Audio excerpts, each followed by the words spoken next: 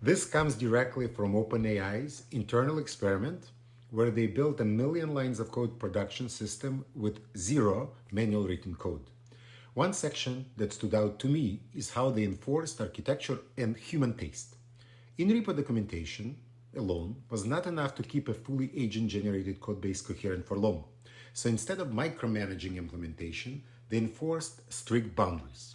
Every business domain was divided into a fixed set of layers with validated dependency direction and limited permissible edges.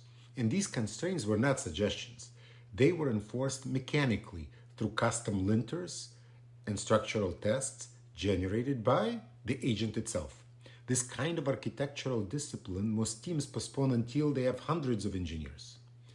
But with coding agents, it becomes a prerequisite. Without constraints, agent speed turns code into decay.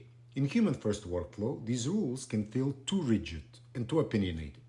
With agents, these rules become a must. Once encoded, they apply everywhere at once.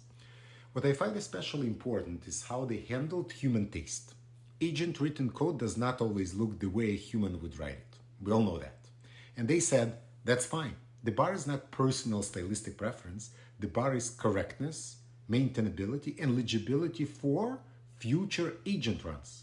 When human leaves comments or requests a refactor on a pull request, that feedback is not just a one-off correction.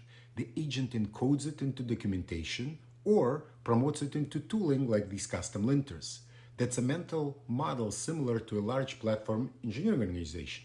You enforce boundaries centrally and allow freedom locally, and continuously convert human preferences and taste into codified constraints for agents to follow. That's agentic engineering, building an environment where agents can move fast without quietly eroding the foundation over time.